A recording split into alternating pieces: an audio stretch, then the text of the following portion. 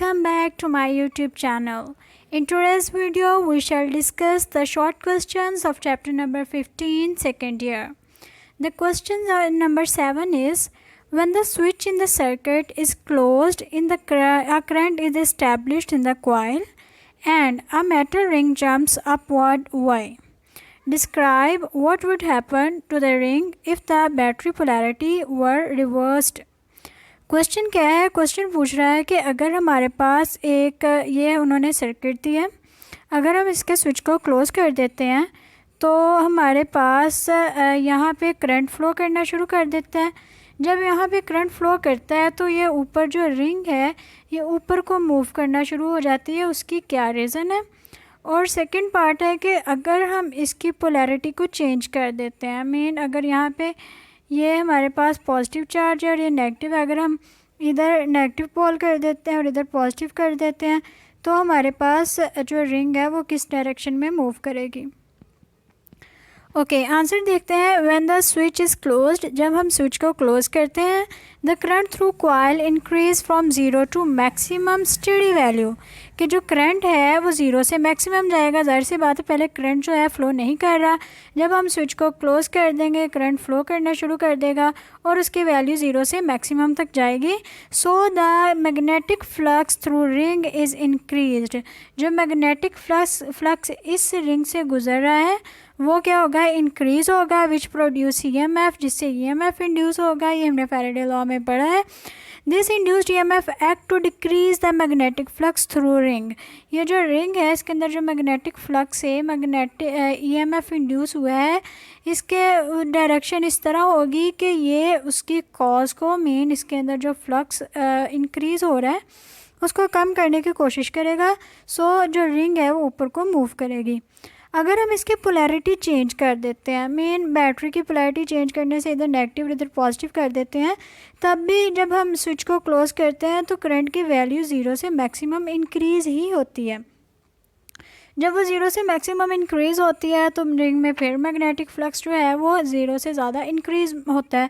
जब magnetic flux increase होगा तो EMF इंड्यूस होगा। जब EMF इंड्यूस होगा उसकी डायरेक्शन इस तरह होगी कि वो मैग्नेटिक फ्लक्स को कम करने की कोशिश करेगा, तो रिंग फिर दोबारा ऊपर को मूव करेगी, अपवर्ड मूव करेगी।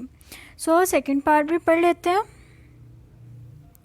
When the polarity of battery is reversed again, जब हम बैटरी की पोलैरिटी को चेंज कर देते हैं, the magnetic flux through the ring is increased, जो मैग्नेटिक फ्लक्स होता है वो भी इंक्रीज़ करेगा ज़ीरो से मैक्सिमम की तरफ, which produce an EMF in the ring, जिससे EMF इंड्यूस होगा। by Lenz's law the ring again jumps upward to decrease the magnetic flux through it, तो फिर जो है रिंग ऊपर को मूव करेगी ताकि उसमें से जो मैग्नेटिक फ्लक्स है वो डिक्रीज़ करने की कोशिश कर रही है, इसीलिए। Okay, question number 7 is the shows that a coil of wire in XY plane with a magnetic field directed along the Y axis, around which three coordinate axes should be coil be rotated in order to generate an EMF and a current in the coil. Question क्या है कि हमारे पास ये एक coordinate है, इसमें जो है Y एक्सिस इस डायरेक्शन में है, X एक्सिस इस डायरेक्शन में है और Z एक्सिस अपवर्ड है। हमने जो मैग्नेटिक फ्लक्स जो है वो अप्लाई किया है वो अलोंग Y एक्सिस है। जो मैग्नेटिक फ्लक्स है वो Y एक्सिस है और और जो हमने कॉइल रखी है वो हमने Y एक्स प्लेन पे रखी है, इस तरह रखी है। वो कह रहा है कि हम कॉइल को किस तरह रोटेट करवाएं कि इसके अंदर मैक्सिमम जो है वो फ्लक्स चेंज हो और मैक्सिमम करंट इंड्यूस हो, फ्लक्स चेंज हो और जो है करंट इंड्यूस हो। उसके लिए जो है अगर हम इसको एक्स एक्सिस के अलोंग रोटेट करवाएंगे, मेन कॉइल को हम ऐसे रोटेट करवाएंगे तो हमारे पास जो करंट है वो इंड्यूस हो जाएगा, क्योंकि मैग्नेटिक फ्लक्स की जो लाइन है, जो मैग्नेटिक फील्ड लाइंस हैं वो चेंज होंगी इसमें, फिर EMF इंड्यूस हो जाएगा और फिर करंट इंड्यूस होगा। Okay, if the coil is rotated about X axis and EMF and a current is generated in coil, अगर हम कॉइल को एक्स एक्सिस के अलोंग रोटेट करवाएंगे तो हमारे पास करंट भी इंड्यूस होगा और ईएमएफ भी इंड्यूस होगा। रीज़न क्या है? Magnetic flux through the coil changes when only when we rotate it about X axis. जो फ्लक्स है वो सिर्फ उस वक्त रोटेट करेगा अगर हम उसे एक्स एक्सिस के अबाउट रोटेट करवाएंगे। So according to Faraday law के मुताबिक electromagnetic induction is equal to E is equal to minus N del flux over del T. ये जो हमारे पास del flux over del T है ये चेंज इन फ्लक्स है। जब चेंज इन फ्लक्स होगा तो ईएमएफ इंड्यूस हो जाएगा। तो current EMF and current is induced in coil.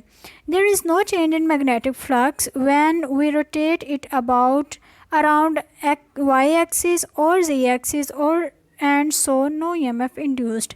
जब हम कॉइल को y एक्सिस के अबाउट या z एक्सिस के अबाउट रोटेट करवाएंगे तो हमारे पास कोई भी करंट इंड्यूस नहीं होगा। Okay, question number 8 is how would you position a flat loop of wire in a changing magnetic field so that there is no EMF induced in the loop। Okay, question है कि मैं changing magnetic field है लेकिन आपने उसके अंदर coil को इस तरह प्लेस करना है कि उसमें से मैग्नेटिक फील्ड की जो लाइंस हैं वो चेंज ना हो। अब कंसीडर करें मैग्नेटिक फील्ड लाइंस जो हैं वो इस डायरेक्शन में है और ये चेंज हो रहा है, फ्लक्स चेंज हो रहा है, कभी ज़्यादा आ रही हैं कभी कम आ रही हैं। अगर हम कॉइल को इस तरह प्लेस कर देंगे तो इसके अंदर तो मैग्नेटिक फील्ड लाइंस चेंज होंगी, फ्लक्स चेंज होगा। लेकिन अगर हम कॉइल को इनके पैरेलल रख देते हैं, प्लेट जो है उसको मैग्नेटिक फील्ड लाइंस के बिल्कुल पैरेलल रख देते हैं, मेन हॉरिजॉन्टल रख देते हैं, तो क्या होगा? जो मैग्नेटिक फील्ड लाइंस हैं जो उसमें से वेरी नहीं करेंगी, सो फ्लक्स भी इंड्यूस नहीं होगा। If the flat loop of wire is placed parallel to changing magnetic field, अगर चेंजिंग मैग्नेटिक फील्ड की डायरेक्शन में हम जो वायर है उसको फ्लैट रख देंगे, पैरेलल रख देंगे चेंजिंग मैग्नेटिक फील्ड के, तो क्या होगा? There will be no EMF induced, तो उसके अंदर कोई भी EMF इंड्यूस नहीं होगा। रीज़न क्या है? In the case no magnetic flux changes through loop, क्योंकि मैग्नेटिक फ्लक्स चेंज नहीं हो रहा तो फैराडे ने कहा है E is equals to minus N del phi over del T. जब फ्लक्स ही नहीं चेंज हो रहा हम फ्लक्स की जगह पे ज़ीरो वैल्यू पुट करेंगे। जब ज़ीरो पुट करेंगे तो पूरा जो हमारे पास आंसर है वो ज़ीरो हो जाएगा, मीन EMF इंड्यूस ही नहीं हो रहा।